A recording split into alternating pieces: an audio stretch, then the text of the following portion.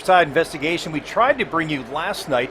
The lavish parties paid for by lobbyists and big donors. They happen in every political convention.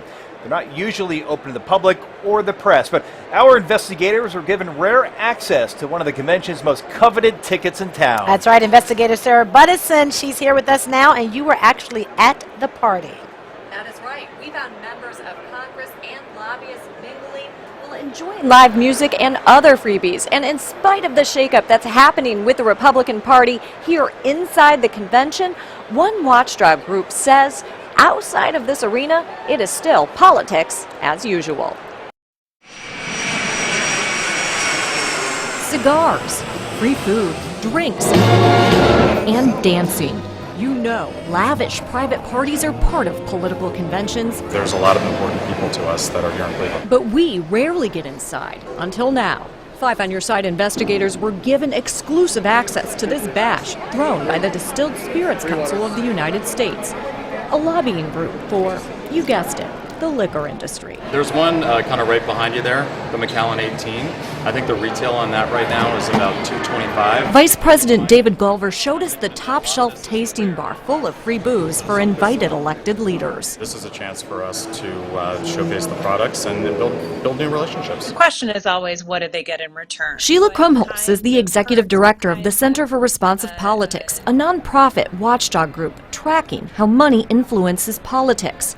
Even with a low-key atmosphere this convention, she says these high-priced parties should concern voters. This is for an exclusive club of deep-pocketed donors and party leaders, and that exclusivity is, I think, part of what's troubling here, is that, you know, average Americans can't get in. They're not even knowledgeable about what's going on, much less invited to the party. But the politicians we talked to, like California Congressman Ken Calvert, weren't so troubled. People have been communicating with each other for 2,000, 5,000 years, and so it's good that people talk to each other. Either was Michigan Representative Bill Huizenga. Some voters would say this is money for access. What would you say? No, it's not it at all.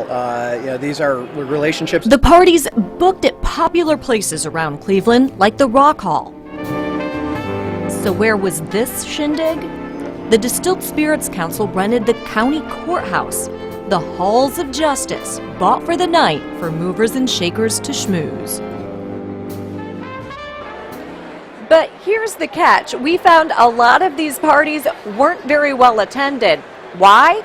You could call it the Trump effect. A lot of folks, a lot of big-name donors, big-name politicians, they don't really like the presumptive nominee. That's certainly been no secret here. So a lot of them just simply didn't show up here in Cleveland. Yes,